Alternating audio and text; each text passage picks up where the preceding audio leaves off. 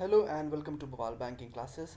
आज हम लोग जीआईबी में जो पेपर 4 कर रहे हैं न्यू सिलेबस का, उसमें मॉड्यूल सी जो है यानी इंडियन फाइनेंशियल स्ट्रक्चर, उसका चैप्टर 8 है, यूनिट 8 करेंगे, Indian financial system regulator and their roles. तो रेगुलेटर्स आप सभी लोग जानते हैं, जो सुपरवाइज करती हैं, जो ऑर्गेनाइजेशंस, जो अथॉरिटीज़ होती हैं। कई होती है, जैसे आरबीआई है, सेबी है, इरडा है, पीएफआरडी है। पीएफआरडी मतलब जो पेंशन फंड को रेगुलेट करती है, ठीक है। Before moving on, I request please subscribe to our YouTube channel, that is Bawal Banking Classes, and also please understand that this video is for educational purpose only. आप video pause करके copyright disclaimer देख सकते हैं। सबसे पहले बात करते हैं आरबीआई की। देखिए, इस वीडियो में जो भी देख रहे हैं वो ऑलरेडी आपको पता है, बट हम एग्जाम पॉइंट ऑफ व्यू से एक बार उसको थरली अंडरस्टैंड करेंगे, जिससे कि हमें रिवीजन में आसानी रहे। तो आरबीआई जो है ये बेसिकली जनवरी 1927 में सेटअप करने के लिए शुरुआत करी गई इसकी, ठीक है। तो सबसे पहले जो इनिशियली था, जो आरबीआई के जो फंक्शंस थे, वो कौन परफॉर्म करता था? इंपीरियल बैंक ऑफ इंडिया और गवर्नमेंट ऑफ इंडिया ये परफॉर्म करते थे, जो उस समय मतलब ब्रिटिश इंडिया की बात हो रही है। फिर 1 अप्रैल 1935 को आरबीआई इस्टेब्लिश किया गया, किसके द्वारा? आरबीआई एक्ट 1934 के द्वारा। आरबीआई जो था, इसकी जो गाइडलाइंस थी वो basically doctor B R Ambedkar ने अपनी book the problem of the rupee, its origin and solution, उसमें मेंशन करी हुई है। 1926 में रॉयल कमीशन जो आया था, इसे हिल्टन हिल्टन यंग कमीशन भी कहा जाता है, उसके रिकमेंडेशंस के बेसिस पे आरबीआई कंसेप्चुलाइज हुआ था। जब आरबीआई जो बनाया गया, वो बेसिकली इससे पहले देखा जाए तो पहले वो इंडिया और बर्मा दोनों के लिए काम करता था आरबीआई, जैसे इंडिया, बर्मा, पाकिस्तान सबके लिए काम करता था। इनिशियली अप्रैल 1947 तक बर्मा के लिए काम किया, उसके बाद बर्मा के लिए आरबीआई ने काम करना बंद कर दिया, क्योंकि वो अलग हो गया, बर्मा यानी म्यांमार। जो पहले है, शुरुआत में आरबीआई का जो हेड ऑफिस था वो कोलकाता में इस्टेब्लिश किया गया था। बाद में 1937 में मुंबई शिफ्ट कर दिया गया, ठीक है।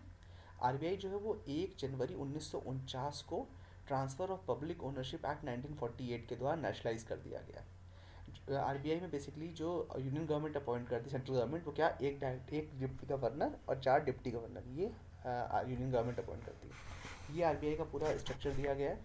सबसे ऊपर कौन है? गवर्नर, फिर 4 डिप्टी गवर्नर होते हैं, फिर 10 उसके नीचे डायरेक्टर्स रहते हैं, जिसमें से जो नॉमिनेट कौन करता है? यूनियन गवर्नमेंट है, सेंट्रल गवर्नमेंट। 2 गवर्नमेंट ऑफिशियल रहते हैं और 4 अन्य रहते हैं लोकल बोर्ड के डायरेक्टर्स जो होते हैं, ठीक है। ये उसका पूरा दिया है, गवर्नर, फिर डिप्टी गवर्नर, एग्जीक्यूटिव डायरेक्टर, फिर प्रिंसिपल चीफ मैनेजर, मैनेजर, फिर deputy general manager, AGM assistant general manager, फिर असिस्टेंट मैनेजर, फिर सपोर्ट स्टाफ। ये उसकी हायरार्की दी हुई है, ठीक है। मेन ऑब्जेक्टिव जो आरबीआई का है वो कैसे, वो बताया गया है। सबसे मेन चीज़ है कि मॉनेटरी स्टेबिलिटी को मेंटेन रखना, जिससे कि ओवरऑल, जैसे इंडिया क्या है, इंडिया ना ही कैपिटलिस्ट है ना ही सोशलिस्ट है, इंडिया एक तरह से मिक्सड इकोनॉमी है, आपको पता है। तो जो वेलफेयर ऑब्जेक्टिव्स हैं वो फुलफिल हो सके, उसके लिए monetary policy, monetary stability maintain रखना, ये किसका काम है? आरबीआई का। आरबीआई जो है वो इकोनॉमी के अंदर फाइनेंशियल स्टेबिलिटी भी मेंटेन रखती है। जो भी इकोनॉमिक यूनिट्स रन करी जा रही हैं, जिसमें लोगों को कॉन्फिडेंस बना रहे, मतलब इन्वेस्टर्स का कॉन्फिडेंस मेंटेन रहे, इस तरह से वो पॉलिसी मेंटेन करते हैं। इनका साथ ही साथ ये भी है कि पेमेंट सिस्टम जो है वो भी मेंटेन रहना चाहिए और स्टेबल होना चाहिए, ठीक है। सेफली पेमेंट होने चाहिए, जैसे पेमेंट सेटलमेंट एक्ट वगैरह है, वो सब भी आरबीआई के अंडर में आता है, ठीक है। फेयर क्रेडिट एलोकेशन का क्या मतलब है? कि गरीब, जैसे ये नहीं है कि सारा लोन अडानी अंबानी को दे दी, इन्हें गरीबों को भी लोन देना है, जिससे कि सबका इक्वालिटी, जो सोशल इनइक्वालिटी, उसको इराडिकेट किया जा सके। तो सोशल कंसर्न के हिसाब से, इसीलिए पीएसएल टारगेट वगैरह नहीं होता प्रायोरिटी सेक्टर लैंडिंग के, वो सब कौन सेट करता है? आरबीआई सेट करता है। साथ ही साथ जो ओवरऑल इकोनॉमी में वॉल्यूम मनी सप्लाई है, उसको कंट्रोल करना, उसको क्रंच करना या उसको और इंक्रीज करना, ये सब आरबीआई मेंटेन करता है। सब मॉनेटरी पॉलिसी टूल्स हैं, उनके थ्रू ये लोग करते हैं। और इसके अलावा ये जो फाइनेंशियल मार्केट है, उसको डेवलप करना, उसको रेगुलेट करना, उसको ऑपरेट करना, ये सब आरबीआई का काम है। क्या रोल एंड फंक्शन होते हैं इनके? मॉनेटरी पॉलिसी, करेंसी इशू करना, जो गवर्नमेंट है उसके डेप्ट को, उसको मैनेज करना, उसको एज ए बैंकर गवर्नमेंट के लिए काम करना, जो बैंक्स हैं उनका एज ए बैंकर काम करना, बैंकिंग सिस्टम को रेगुलेट करना, फॉरेन एक्सचेंज को मैनेज करना, फाइनेंशियल स्टेबिलिटी को मेंटेन करना, पेमेंट एंड सेटलमेंट सिस्टम है उसको रेगुलेट और सुपरवाइज करना, और साथ ही साथ डेवलपमेंटल रोल्स भी हैं आरबीआई के। मेन ऑब्जेक्टिव क्या है मॉनेटरी पॉलिसी का, ये बताया गया। देखिए, मॉनेटरी स्टेबिलिटी मेंटेन रखने के लिए बेसिकली 2 तरह के टूल हैं, एक है डायरेक्ट और इनडायरेक्ट, ये मॉनेटरी पॉलिसी के अंदर आते हैं। डायरेक्ट टूल्स में आता है सीआरआर, एसएलआर यानी कैश रिजर्व रेशियो और स्टैट्यूटरी लिक्विडिटी रेशियो।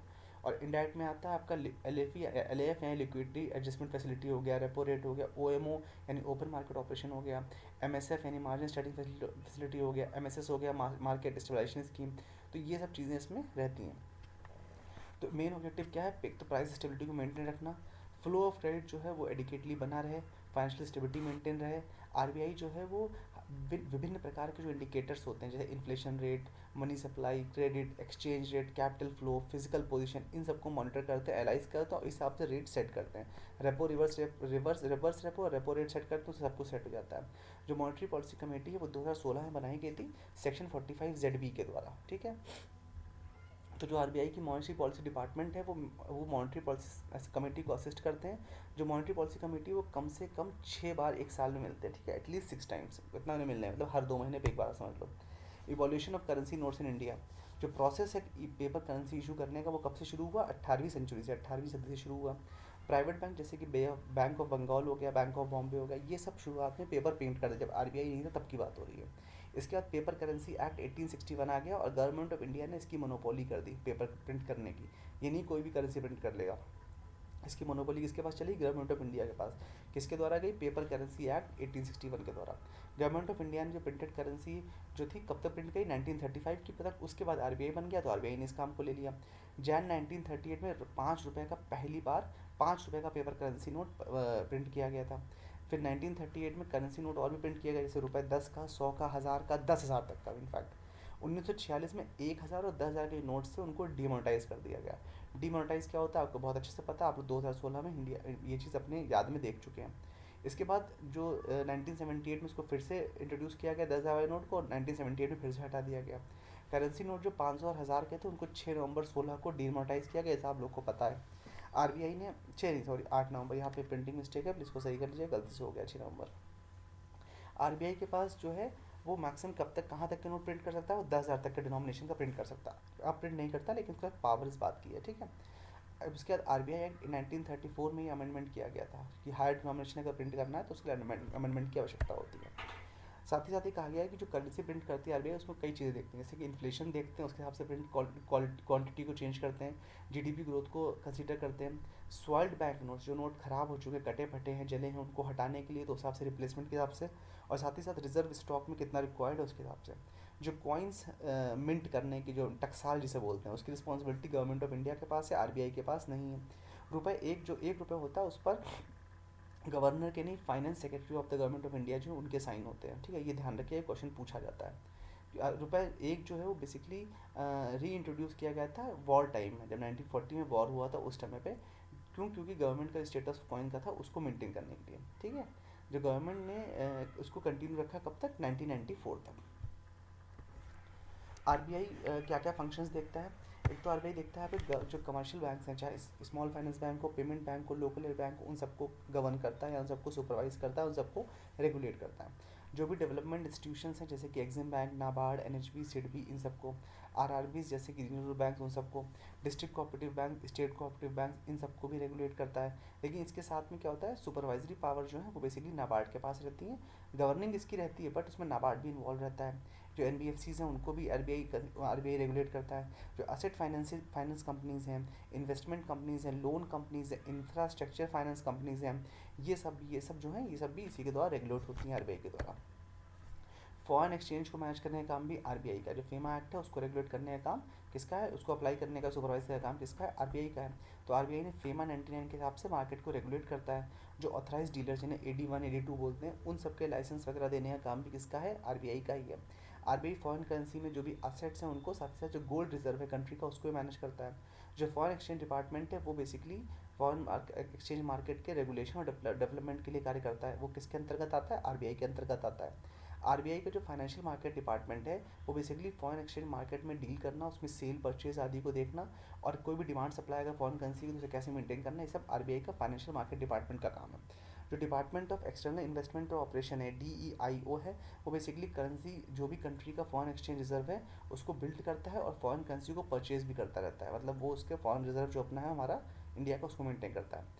जो फॉरेन एसेट्स में इन्वेस्ट करना है तो आरबीआई के 3 प्रिंसिपल रहते हैं उसके लिए, क्या, सेफ्टी, लिक्विडिटी और रिटर्न। इन 3 प्रिंसिपल्स पे आरबीआई काम करता है। सेफ्टी देखता है एसेट को इन्वेस्ट करने से पहले, फॉरेन एसेट्स को, उसके बाद लिक्विडिटी देखता है कितना इजीली वो लिक्विडेट हो सकते हैं, और उसको रिटर्न क्या मिल रहा है ये चीज़ देखता है, तभी वो डिसाइड करता है कि उसे फॉरेन एसेट्स में इन्वेस्ट करना है कि नहीं करना है। फॉरेन एसेट्स से मतलब है बाहर कहीं के बॉन्ड्स वगैरह परचेज करना है दूसरी कंट्री के। आरबीआई जो है वो फॉरेक्स रिजर्व जो है देश का उसको क्लोजली मॉनिटर करता है, और उसके लिए इसका टूल क्या है, वीकली स्टैटिस्टिक्स सप्लीमेंट के द्वारा, ठीक है। ये सब डेटा है बेसिकली। जो पेमेंट और सेटलमेंट सिस्टम होता है, उस जो एक्ट आया था 2017 में, पीसीएस एक्ट, उसको भी जो रेगुलेट करने का काम और अप्लाई करने सुपरवाइज करने का काम किसका है? आरबीआई का है। आरबीआई ने एक कमेटी बनाई है, कमेटी ऑफ इट्स एक सेंट्रल बोर्ड की, जिसमें बोर्ड ऑफ रेगुलेशन है और सुपर, जो कि पेमेंट और सेटलमेंट सिस्टम को रेगुलेट करता है। पेमेंट और सेटलमेंट सिस्टम एक बहुत देखा है तो एक प्री रिक्विजिट है सिस्टमिक रिस्क को हटाने के लिए। बैंकिंग और फाइनेंस सेक्टर से सिस्टमिक रिस्क को, जो कि बेसिक की रिक्वायरमेंट है, उसको रिमूव करने के लिए, उसको इरेडिकेट करने के लिए पीएसएस बहुत ज़्यादा इंपॉर्टेंट है।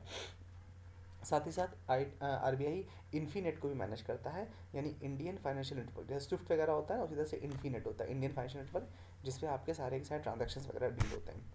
ठीक है, और ये कैसे करता है?